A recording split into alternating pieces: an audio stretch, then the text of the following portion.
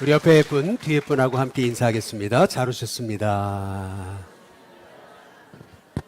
예, 우리 한 번 더 인사하겠습니다. 오늘따라 더 아름다워 보이십니다. 우리 같이 인사하겠습니다. 예, 우리 마지막으로 인사하겠습니다. 하나님이 좋은 일로 함께 하실 겁니다. 우리 같이 인사하겠습니다. 예, 잠깐 기도하겠습니다. 좋으신 하나님, 우리를 불러 이 땅에 소망이 되게 하시려고 우리에게 믿음이라는 선물을 주신 줄로 믿습니다. 하나님 붙들고 계시는데도 우리는 때론 낙심하고, 하나님이 날마다 도우시는데도 우리는 하나님이 안 도우신다고 때로는 불평의 눈으로 하나님의 그 역사하심을 바라봤던 참 어리석은 죄인들입니다. 그러나 오늘 말씀을 통해서 우리가 믿음의 눈을 떠서 이제 지금도 살아 역사하시는 그 하나님의 손길을 바라볼 수 있는 하나님의 종들이 되기를 원합니다. 오늘 하나님 유라굴로 광풍 속에서도 하나님의 음성을 들어서 그 절망한 자들의 소망이 되었던 그 바울과 같이 우리도 이제 이 유라굴로 광풍을 만난 것 같은 이 세대 가운데 하나님의 소망으로 일어서는 주님의 교회, 주님의 성도들이 되도록 인도해 주옵소서. 예수 그리스도의 이름으로 기도드리옵나이다. 아멘. 여러분은 인생을 어떻게 정의하시겠습니까? 오늘 말씀에 비춰본다면은 우리의 인생을요 이렇게 정의할 수가 있습니다. 반전의 역사, 이제 이것을 우리 인생이다라고 이제 우리가 살펴볼 수가 있는 겁니다. 계속된 반전, 이제 그게 이제 우리 인생이다라고 하는 것을 오늘 말씀을 통해서 이제 알 수가 있습니다. 예를 들면 잘 되던 일이 갑자기 안 됩니다. 반전이죠. 또 안 될 것 같았는데 갑자기 됩니다. 또 반전입니다. 앞에 것 잘 되다 갑자기 안 되는 거, 이거를 부정적인 반전이라고 한다면, 안 될 것 같았는데 갑자기 되는 거, 이 긍정적인 반전이 우리에게 이제 있습니다. 그런데 안 될 것 같은데 갑자기 되는 거, 여러분 이것은 뭐 가만히 넋놓고 있는데 안 되는 게 갑자기 되는 게 아닙니다. 긍정적인 반전이 일어나려면은 우리의 믿음의 결단이 필요합니다. 항상 안 될 것 같았는데 갑자기 한순간에 되어지는 법은 없습니다. 안 될 것 같은 그런 상황이 오래 되다가 반전이 일어나는 겁니다. 그렇기 때문에 안 될 것 같은 상황에서도 우리에게 필요한 것은 믿음의 눈을 떠야 되는 겁니다. 그래서 지금도 살아계신 하나님의 역사하고 계심을 우리가 바라봐야 되는 거죠. 근데 이게 공상이고 망상이 아닙니다. 하나님은 지금도 우리의 삶에 새 일을 이루고 계시는 줄로 믿습니다. 그래서 그 하나님의 손길을 보려면 믿음의 눈을 떠야 되는 겁니다. 그래서 지금도 살아 역사하시는 하나님을 바라봐야 되는 거죠. 대표적인 한 가지 예가 있다면은 그것이 저는 출애굽 사건이라고 생각합니다. 우리는 보통 모세가 그 홍해를 향해서 지팡이를 딱 내리쳤을 때, 우리가 여러분이 그 헐리우드 영화 같은 걸 보면은 모세가 딱 이 홍해를 지팡이로 내리치잖아요. 그랬더니 바람이 불더니 싹 가운데가 갈라져 버리잖아요. 그러니까 우리는 자꾸 그거를 연상하는 거거든요. 모세가 홍해를 향해서 지팡이를 딱 내리치는 순간 바로 쫙 갈라졌다. 여러분, 이렇게 우리는 생각을 합니다. 그러나 성경은 그렇게 얘기하고 있지 않습니다. 오히려 반대입니다. 우리 출애굽기 14장 한번 21절을 보시면은, 잘 보세요. 모세가 바다 위로 손을 어떻게 했죠? 내밀었습니다. 그랬더니 여호와께서 어떻게 하셨냐면은 큰 강한 어떤 바람이요? 동쪽에서 바람이 불어온 겁니다. 성지서를 가보니까 안내하시는 분이 하시는 얘기가 모세는 서쪽에 서 있었다는 얘기입니다. 서쪽에서 지금 홍해를 향해서 지팡이를 내리친 겁니다. 여러분, 홍해는요, 우리가 생각하듯이 요 코앞에 그냥 이렇게 건너갈 수 있는 바다가 아닙니다. 홍해는요, 모세가 서 있던 곳에서 서쪽에서 동쪽까지는요, 최소한 24km 떨어져 있었다는 겁니다. 사람의 육안으로요, 우리가 볼 수 있는 게 아무리 날씨가 좋아도요, 뭐 10km 이상을 못 본다 그러잖아요. 여러분, 그렇다면은요, 지금 이 홍해가 갈라진 시간이 언제냐면은, 다시 출애굽기 14장 21절에 보니까 큰 동풍이 어떻게 해요? 밤새도록이었습니다. 한밤중에 하나님이 동쪽에서 바람을 보내셔가지고 홍해를 갈라오신 겁니다. 그러니까 서쪽에 있었던 모세는요, 지팡이를 내리쳤지만 홍해가 갈라지는 것을 당장 보지 못했다는 얘기입니다. 홍해를 향해서 지팡이를 내리쳤어요. 그런데 아무런 변화가 없는 겁니다. 애게게, 물론 동풍이 불어왔기 때문에 파도는 더 쳤겠죠. 그런데 여전히 홍해는 그대로 있었어요. 만약에 이 상황에서 모세가요, 믿음의 눈을 떠서 하나님이 지금 홍해를 가르기 시작하신 것을 바라보지 않았다면은 거기서 자포자기했을지 몰라요. 거기서 아마도 이스라엘 백성들이 애굽 백성들에게 돌아갔을지 몰라요. 아니, 거기서 다 여기서 죽자 해가지고 절망했을지 몰라요. 그러나 믿음의 눈을 떠서 보니까요, 이미 하나님의 역사는 시작된 겁니다. 이미 하나님이 동쪽에서부터 홍해를 갈라오신 거잖아요. 하나님이 갈라오신 역사가 밤새도록 이루어진 겁니다. 모세의 눈앞에서 홍해가 갈라진 거는요, 바로 새벽녘이었습니다. 우리가 여기서 알 수 있는 것은, 우리가 지금도 일하시는 하나님의 역사를 보려면은요, 믿음의 눈을 떠야 된다는 겁니다. 이미 하나님의 역사는 시작되었습니다. 이미 하나님은 우리의 기도에 응답하셨습니다. 이미 하나님이 새 일을 이루어 주셨습니다. 하나님은 이미 우리 일신교회를 통해서 꿈의 세대, 다음 세대, 믿음의 세대를 일으켜 주셨습니다. 이미 여러분의 인생에 있는 문제들은 해결받았습니다. 이미 여러분이 있는 육신, 질병은 나았습니다. 암은 치료됐습니다. 여러분의 인생의 길은 열렸습니다. 여러분, 이런 하나님의 계획을 믿음의 눈을 떠서 바라보니까 하나님의 역사가 이루어질 게 아니고 이미 이루어진 겁니다.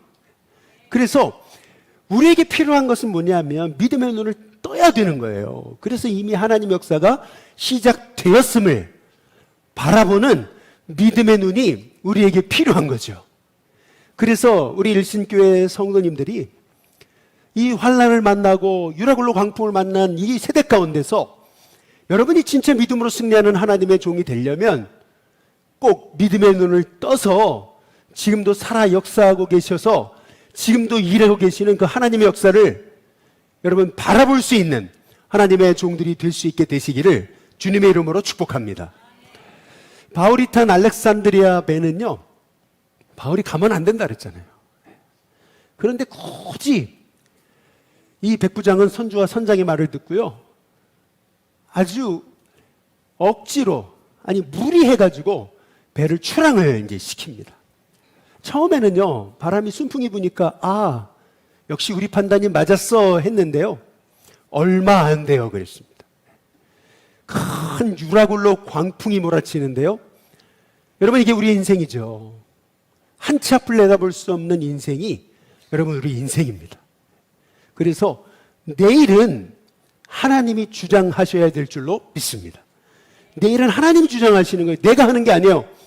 그래서 우리는 끊임없이 하나님께 맡기고 하나님을 의지하고 나아가야 되는 줄로 믿습니다. 그런데 이 유라굴로 광풍이 하루 이틀도 아니고 여러 날 동안 계속되면서 해와 달과 별이 보이지 않으니까요, 방향을 잃어버렸잖아요. 칠흑 같은 어둠이 여러 날 계속되니까요, 여지껏 그런 광풍은 본 적이 없는 거거든요. 여러분 인생을 살아가면서 우리 교회에 이 코로나 같은 그러한 일이 벌어질지 누가 알았겠습니까? 아무도 몰랐던 거죠. 마찬가지로 이 276명이 탄 이 알렉산드리아 배가 유라굴로 광풍을 만날지는 아무도 몰랐던 거죠. 결국 다 절망합니다. 다 낙심했어요. 다 자포자기했습니다. 그런데 그때 일어나는 한 사람이 있었잖아요. 저는 우리 일신교회 성도님들이요, 인생의 절망 중에도 일어나실 수 있게 되시기를 주님의 이름으로 축복합니다. 근데 바울이 일어날 수 있었던 원인은 그가 의지력이 강하니까, 남보다. 특별히 아주 그냥 어쨌든 남보다 다른 어떤 강한 심력이 있으니까 이제 이렇게 우리가 생각하기 쉬운데 그렇지 않습니다. 바울도 연약한 인간이었습니다. 그런데 바울은 일어났어요. 그 이유가 뭐예요? 그 풍랑이 있는 그 한복판에서 그 전날 밤 그의 곁에 서서 말씀하시는 하나님의 음성을 들은 겁니다. 여러분, 인생의 절망 한복판에서 하나님의 음성을 들으시기를 주님의 이름으로 축복합니다. 하나님의 음성을 들으면 다시 일어날 수 있습니다. 하나님의 음성을 들으면은요, 다 안 된다 그래도 하나님은 여러분 인생에 되게 하시는 은혜를 주실 줄로 믿습니다. 바울이 들었던 세 가지 음성이 있었어요. 그 첫 번째는 뭐냐면은 두려워 말라는 거예요. 저와 여러분의 인생에도 두려워하지 않으시는 은혜가 있게 되시길 주님의 이름으로 축복합니다. 왜 바울에게 하나님이 두려워하지 말라 그런 거냐면 이 일은 네 일이 아니고 나의 일이니까. 내가 너의 인생 책임지니까. 그래서 하나님이 바울에게 하셨던 첫 번째 음성은 두려워하지 말라는 거예요. 무서워하지 말라는 거예요. 근데 그 다음 말씀이 뭐냐면은 네가 가이사 앞에 선다는 겁니다. 가이사가 누구냐면 로마 황제거든요. 그러면 잘 생각해 보세요. 지금 유라굴로 광풍을 만나서 이 지중해 한복판에서 어디로 갈지도 모르고 정말 절망의 한복판에 있는데 하나님이 바울에게 네가 가이사 앞에 선다는 얘기가 뭘까요? 넌 죽지 않는다는 거예요. 그리고 이 배는 로마로 간다는 거예요. 여러분, 바울은요, 그 하나님의 약속을 믿은 거예요. 저는 우리 일신교회 성도님들이요, 절망의 한복판에서도 말씀하신 하나님의 음성을 듣고 그 하나님의 약속을 붙잡는 우리 일신교회 성도님들 되시길 주님의 이름으로 축복합니다. 그런데 바울에게 주님이 주신 또 한 가지 말씀이 있었어요. 그게 뭐냐면 너만 사는 게 아니라는 거예요. 네가 여기 함께 배에 탄 이 알렉산드리아 배에 275명, 너 빼고 275명 다 너에게 맡겼다는 거예요. 아니, 그 275명을 나에게 맡기셨다는 말은 뭐예요? 바울이 산대잖아요. 그러면 이 말의 의미가 뭐예요? 그들도 산다는 거거든요. 내가 그들도 다 살린다. 여러분, 믿음은 해석입니다. 한번 따라해 보겠습니다. 믿음은 해석이다.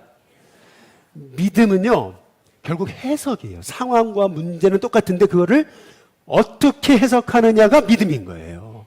바울은요, 하나님이 내게 말씀하신 그대로 된다고 나는 한번 따라해 보겠습니다. 하나님을 믿노라.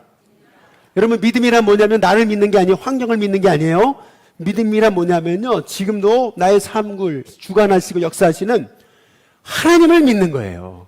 하나님, 그 하나님이 내게 두려워하지 말라고, 너 산다 뿐만 아니라 이 영혼들 다 너에게 맡겼다고 말씀하시잖아요.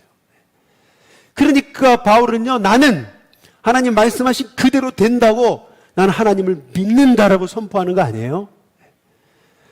그래서 이제 바울이요, 자기의 상황을 믿음으로 해석하는 거예요. 어떻게 해석한 거냐면요, 그게 사도행전 27장 26절이에요. 한번 읽어보겠습니다. 같이 읽습니다. 시작. 그런즉 우리가 반드시 한 섬에 걸리리라 하더라. 여기 잘 보시면 우리가 그 다음 뭐예요? 반드시예요. 그리고 한 섬에 어떻게 된다고요? 걸릴 거다. 뭐 어떻게 되겠지, 이게 아니에요. 걸릴지도 몰라, 이게 아닙니다.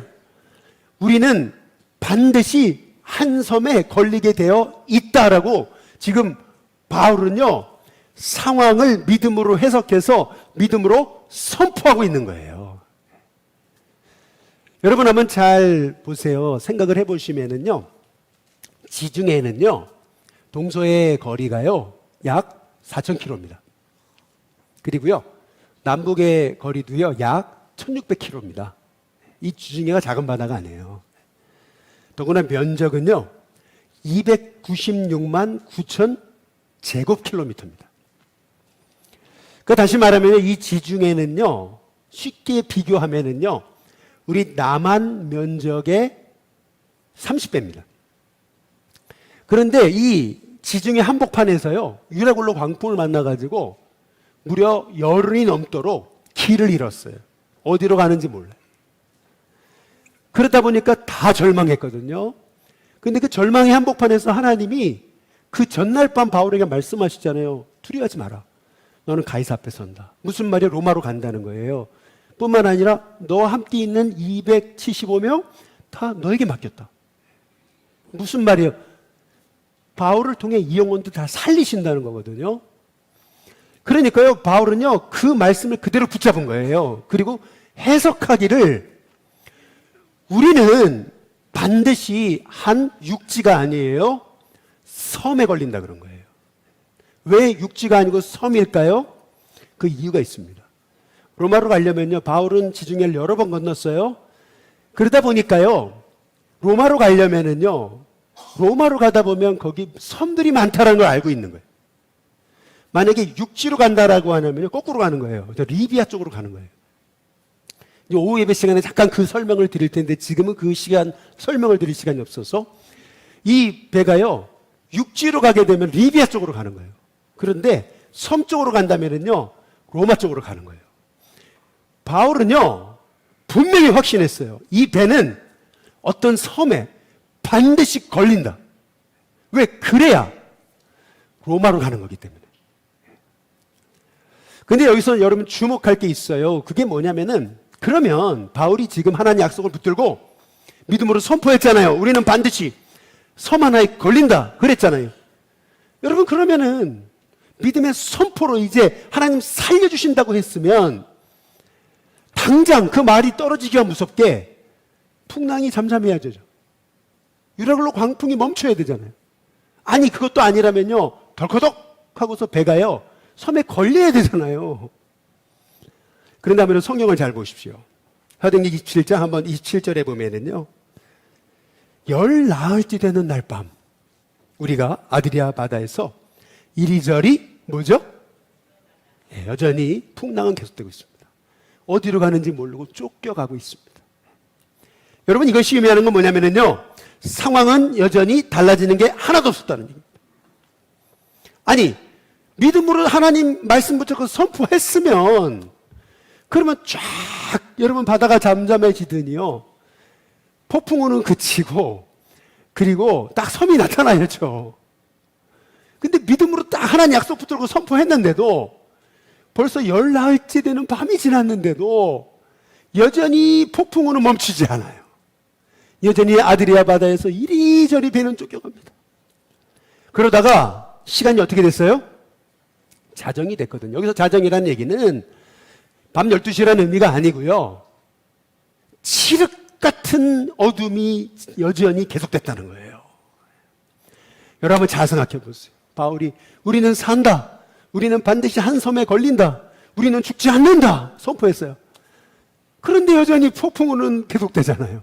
뭐 변하는 게 하나도 없잖아요. 달라지는 게 하나도 없잖아요. 여러분, 잘 생각해 보세요. 사람들이요, 바울에게 얼마나 조롱했을까요? 그래, 네 말대로 되나 보자 말이에요. 아니, 폭풍우는 더 계속되는데 달라지는 게 없는데.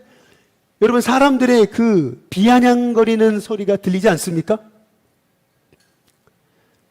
그런데 여러분, 하나님의 약속은 이루어지는 줄로 믿습니다. 그래서 약속을 붙들어야 되는, 그래서 믿음의 눈을 떠야 되는 거예요. 지금 하나님 역사는 시작될 게 아니고 시작된 거예요. 그래서요, 믿음의 눈을 뜨니까요, 어떤 일이 벌어져요? 27장 27절 다시 보시면은요, 자정쯤 돼요. 정말 깊은 한밤중에 사공들이요, 어느 육지에 이 배가 가까워지는 것을 어떻게 했어요? 짐작을 했습니다. 여러분, 폴리네시아인들을 아십니까? 폴리네시아라는 말은 많은 섬들의라는 뜻인데요, 이 폴리네시아인들은요, 지금도 이게 불가사의한 거예요. 3000년 전에요, 그들은 태평양 한가운데에요, 섬이 있다는 것을 발견해가지고요, 섬에 정착합니다. 그들이 정착했던 한 섬, 유명한 섬이 하나 있죠. 그게 뭐예요? 하와이입니다. 그게요, 벌써 3000년 전 얘기입니다. 근데 지금까지도 어떻게 그들이 거기에 그 섬이 있다는 걸 발견했느냐, 다 그거를 모릅니다. 그게 3000년 전 얘기입니다. 여러분, 그렇다면은 지금 이 말씀은 2000년 전 얘기입니다.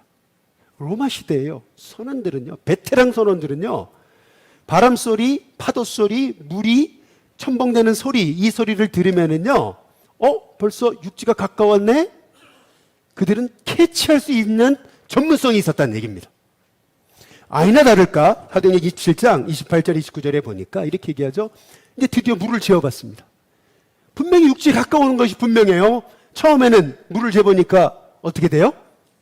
그 깊이가 20길이 됩니다. 길이라고 하는 얘기는 여기서 로마 당시의 길이라는 얘기는 이게 한 길입니다. 이게 여기 끝에서 여기 끝까지, 여러분, 이게 한 길입니다. 처음에는 20길이었어요. 근데 조금 가다 다시 재보니까 몇 길이에요? 15길입니다. 무슨 말입니까? 급격하게 이 바다의 깊이가 이제는 점점점 육지에 가까이 가옴을 느끼고 있는 거예요. 그러니까 베테랑 선원들은 어떻게 합니까? 잘못하다 암초에 걸릴 수 있다. 판단한 거죠. 그래서 29절, 암초에 걸릴까 하여 고물로 다 넷을 내렸다 그랬습니다. 여러분, 고물이 뭡니까? 배의 뒷머리입니다. 여러분, 보통 배를 딱 정박시키려면은 다치려 앞쪽에다 내려야 되는 거예요. 근데 왜 뒤쪽에 내립니까? 그것도 하나도 아니고 넷을 내렸습니다. 이유가 있습니다. 여러분, 왜 고물로 닷을 4개나 내렸습니까? 바람이요, 뒤에서 부은 겁니다. 뒤에서 몰아닥치니까요, 닷을 뒤쪽에다 내린 겁니다. 결국 사람들에게 기대감이 생겼잖아요. 드디어 육지에 가까우고 있다. 드디어 소망이 생겼잖아요. 그래서 사도행전 27장 29절 다시 보시면 드디어 이제 사람들이요, 날이 새기를 뭐 했습니까? 고대했다. 여러분, 여기서 고대했다라는 말의 헬라어는 유코마이입니다. 유코마이라는 말의 의미는 기도했다는 뜻입니다. 여러분, 드디어 그들이 한 마음이 돼서 기도하기 시작합니다. 하나님 살려달라고. 소망이 생기니까 이제 드디어 기도가 나오는 거예요. 여러분, 그래서 소망이 중요합니다. 소망이 있어야 사람이 그나마 밥도 먹는 거고요, 그나마 기도도 하는 거예요. 저는 우리 일신교회 성도님들이 아무리 절망의 한복판에서도 이 소망 잃어버린 사람들에게 소망을 주는 하나님의 사람이 될 수 있으시기를 주님의 이름으로 축복합니다. 그런데 여기서 우리가 주목할 게 있습니다. 그것은 뭐냐면은, 하나님이 살려주신다 그랬잖아요. 너 안 죽인다. 너는 반드시 로마로 간다. 또 여기 275명 다 너 때문에 살아난다. 아니, 하나님이 하신다 그랬잖아요. 여러분, 그러면은 여러분 한번 생각해 보세요. 기도할 필요 있어요? 아니, 하나님이 이루신다면서요. 근데 뭐 기도해요? 하나님 다 하실 건데. 알아서 하실 텐데. 여러분, 그렇지 않아요? 여러분, 하나님이 하신다는 약속을 주셨어도요, 우리가 기도해야 됩니다. 왠지 아세요? 아까 말씀드렸죠? 인생은 반전의 연속이에요. 어떤 일이 생길지 모르는 거예요. 어떤 일이 생긴 줄 아세요? 사도행전 27장 30절을 보세요. 뭐라고 얘기합니까? 사공들이 도망하고자 하여. 아니, 지금 살 수 있다고 생각해서 다들 살려달라고 기도하는데, 사공들은요, 이제 추릭을 씁니다. 그게 뭐냐면, 이물에서, 배 앞머리에서요, 닻을 내리는 척 하다가요, 그들이 뭘 내려요? 거룻배를 바다에 내려놓습니다. 거룻배가 뭐냐면 구명정입니다. 닻을 내리는 척 하면서, 그러면서 그들이 구명정을 내리는 거예요.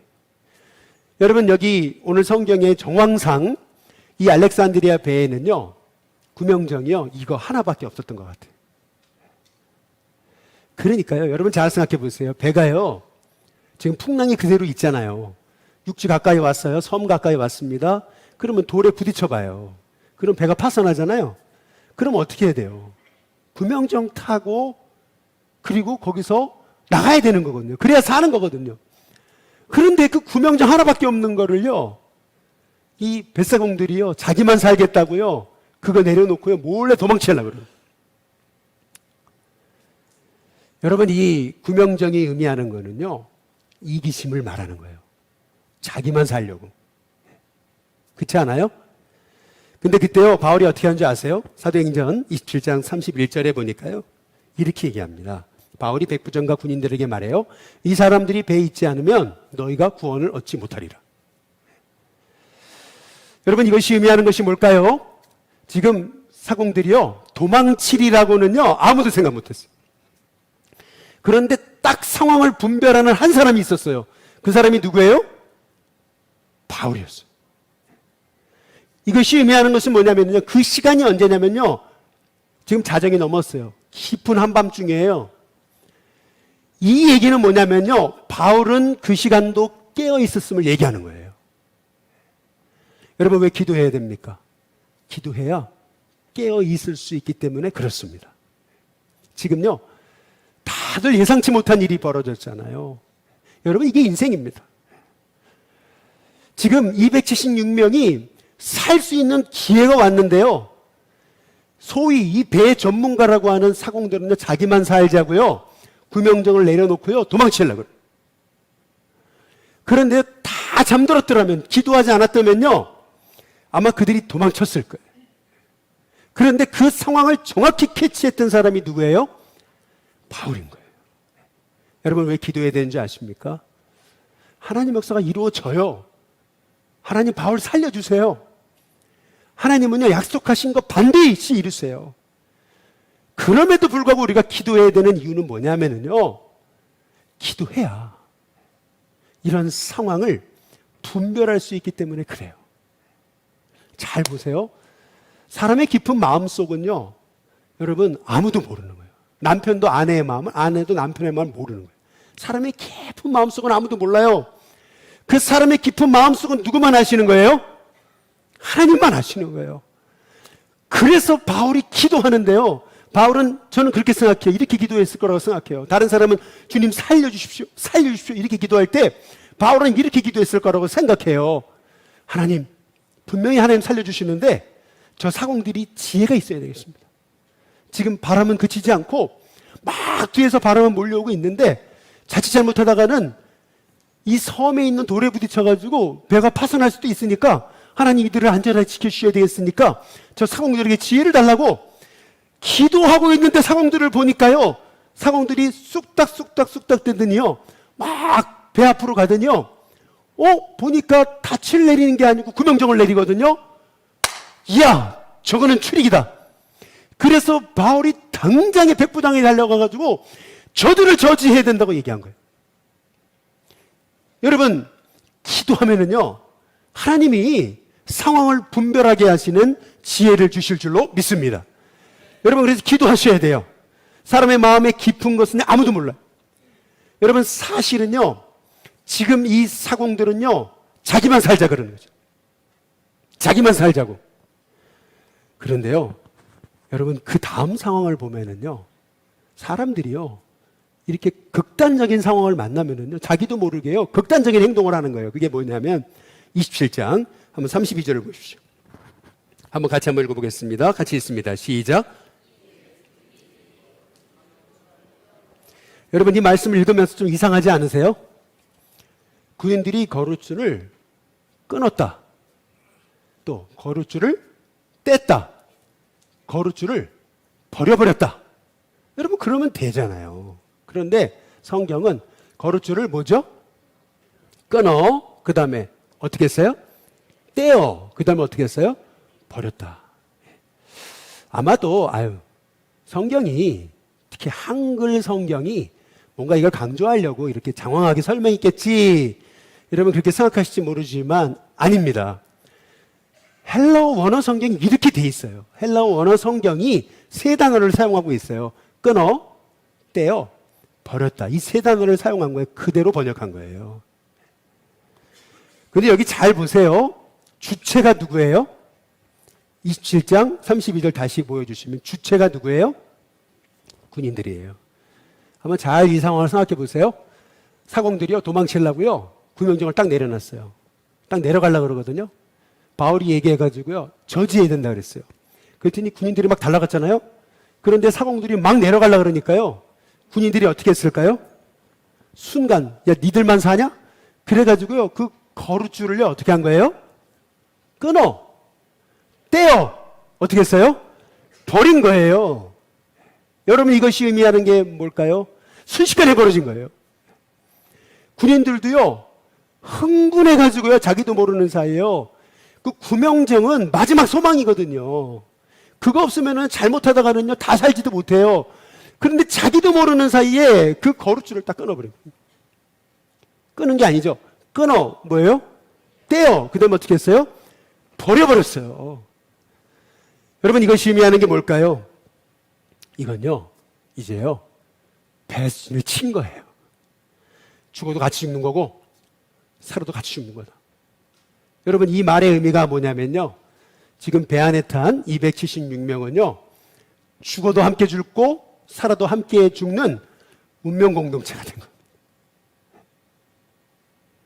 같이 죽고요, 같이 사는.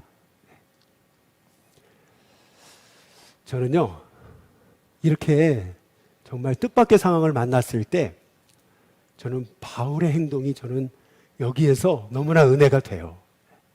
다들요, 그 구명정을 바라보면서요, 얼마나 울었을까요? 저 마지막 소망인데 얼마나 다들 뒤집어졌을까요?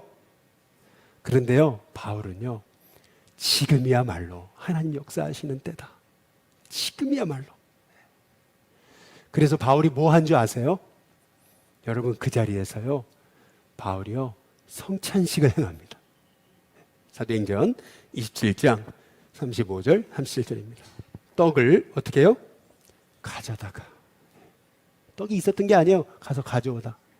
그리고 어떻게 했어요? 혼자 먹은 게 아니에요. 그 다음 뭐예요? 모든 사람 앞에서. 그리고 어떻게 했어요? 보는 자리에서 하나님께 뭐 했어요? 하나님께 보는 자리에서 축사. 감사합니다. 축사라는 말은 감사하다는 말입니다. 떼어 먹었습니다. 그리고 그들에게 나눠줬습니다. 그래서 그들도 안심하고 다 받아 먹었습니다. 여러분, 이게 성찬식이잖아요. 단순히 밥 먹었다는 얘기 아닙니다. 그랬더니 37절에 한번 같이 한번 읽어보겠습니다. 함께 있습니다. 시작. 배에 있는 우리의 수는 전부 276명이더라. 여러분, 좀 이상하지 않아요? 배에 있는 사람들의 수는 전부 276명. 이게 맞는 표현이에요. 아니면 배에 있는 그들의 수는 전부 276명. 이게 맞는 거예요. 그런데 오늘 여기 잘 보세요. 배에 있는 뭐예요? 우리의 수. 여러분 잘 보세요. 이제는요, 다른 거 의지할 게 하나 없어요. 구명정도 다 끊어냈어요. 거리줄도 다 끊어 떼어 버렸어요. 이제는요, 의지할 분이 누구밖에 없어요? 하나님밖에 없는 거예요. 이제는요, 운명 공동체가 됐어요. 드디어 바울이 성찬식을 하면서 주님의 떡을 나눠 먹었어요. 그리고 나서요, 그들은요, 그들이 된 게 아니고요, 뭐가 됐어요? 우리가 됐어요. 우리예요. 여러분, 옆에 분 한번 쳐다보시기 바랍니다. 여러분의 성도님들은 그들이 아닙니다. 너가 아닙니다. 여러분의 옆에 있는 성도들은 누구예요? 우리예요. 여러분, 우리 일신교회가요, 우리라고 하는 공동체 의식을 회복할 때, 그때 비로소 하나님이 우리 일신교회를 통해서 새 일을 이루시는 거예요. 근데 아세요? 여기 우리라는 단어가요, 우리의 수라는 이 단어가요, 놀랍게도 헬라어에는요, 사람이라는 표현을 안트로포스라고 합니다. 근데 이 우리라는 단어를요, 사람이라고 표현해 놓지 않고 있어요. 여러분, 이 우리라고 하는 이 단어가 헬라어로 어떻게 되는지 아십니까? 놀랍게도 푸시케라고 되어 있습니다. 여러분, 푸시케가 뭔지 아세요? 영입니다. 영. 잘 보세요. 성령 충만이 뭡니까? 성령 충만은요, 주님의 영으로 하나가 되는 거예요. 그게 교회예요. 여러분, 그게 주님이 하시는 일이에요. 한국 사회가요, 여러모로 나뉘어져 있잖아요. 그러나 여러분, 이 한국 사회는요, 세계 열방을 놀래게 하시려고 하나님 택한 민족이에요. 근데 이 민족이요, 세계 역사에 하나님의 살아계신 역사를 써내려가려면요, 우리에게 필요한 게 뭐냐면요, 서로 그들이 아니에요. 우리가 돼야 돼요. 우리가 되면은요, 이 작은 이 땅덩어리, 이 작은 이 민족이요, 세계 열방을 살리는 위대한 하나님의 도구가 되는 거예요. 여러분, 우리 일신교회도 똑같습니다. 이 알렉산드리아 배 위에 276명 중에는요, 군인도 있었고요, 죄수도 있었고요, 의사 같은 누가 같은 사람도 있었고요, 그리고 뱃사공들도 있었고요, 선장도 있었고 선주도 있었고요, 사도 바울처럼 늙은 사람도 있었어요. 사실은 거기서 가장 힘없는 사람이 바울이었어요. 그런데요, 그들이요, 우리가 되잖아요. 그들이 우리가 돼요. 그러니까요, 그때부터 하나님이 그 공동체를요, 하나님의 새 일을 이루시는 공동체로 사용하시는 겁니다. 여러분, 인생은 반전의 연속입니다. 누가 유라굴로 광풍을 만날 줄 알았으며, 누가 살 수 있는데 사공둥만 살려고 도망칠 줄 알았으며, 누가 몸싸움을 하다가 군인들이 홧김에 구명정의 그 거루줄을 끊어내리라고 누가 생각했겠어요? 그냥 순식간에 벌어진 일이, 아무도 예상하지 못했어요. 그러나 믿음의 사람에게는요, 그 뜻밖의 일조차도요, 하나님이 새 일을 이루시는 기회라고 보게 되는 거예요. 드디어 이제 이 배의 영혼을 하나님 나에게 맡기셨구나. 드디어 이제 하나님 일하실 때구나. 바울이 생각하고요, 드디어 바울이 떡을 가져다가 축사합니다. 드디어 바울이요, 하나님께 감사하고 떡을 나눠줍니다. 사람들이요, 바울이 전하는 그리스도의 복음으로 하나가 됐어요. 여러분, 그게 교회입니다. 주님이 왜 유라굴로 왕풍을 276명이 탄 그 알렉산드리아 배, 그것도 하나님의 사람이 있는 바울의 인생의 한복판에 몰아치셨습니까? 하나님이요, 그 276명의 영혼을 바울을 통해 살리시기 위함입니다. 그래서 우리가 절망의 한복판에서 시대의 소망과 또 시대의 꿈이 되려면은요, 저와 여러분이 필요한 게 뭐냐면요, 믿음의 눈을 떠서 지금도 살아 역사하시는 하나님의 역사를 보는 겁니다. 홍해는요, 내리쳤으니까 앞으로 갈라질 게 아니고요, 이미 갈라진 겁니다. 아무런 변화가 없는 것처럼 보여도 이미 갈라져 오고 있습니다. 여러분, 마찬가지잖아요. 여러분의 인생도 내 인생의 길이 열릴 것이 아니고요, 이미 열린 겁니다. 내 육신의 병이요, 나을 것이 아니고 이미 나은 겁니다. 여러분의 자녀요, 하나님이 만남의 축복을 주실 게 아니고요, 이미 주신 겁니다. 여러분이 기도하는 거요, 응답하실 게 아니고 이미 하신 겁니다. 여러분, 그 눈을 떠야 돼요. 그 눈을 떠야, 하나님이 지금도 나를 사용하시는구나. 그래서 문제가 기회가 되는 거예요. 다 낙심하는 자리에 바울처럼 일어설 수 있는 거예요. 그리고 그 나뉘어진 마음을 하나로 묶이는 거예요. 여러분, 그것을 위해 하나님은 여러분을 부르신 줄로 믿습니다. 이제 일어서십시오. 그리고 믿음의 눈을 떠서 하나님의 역사를 보십시오. 여러분의 삶을 통해서 하나님이 분명히 새 일을 이루시고, 저와 여러분이 꿈꾸는 자의 모델이 되고 소망이 되고 아이콘이 되는 귀한 은혜를 허락해 주실 줄로 믿습니다.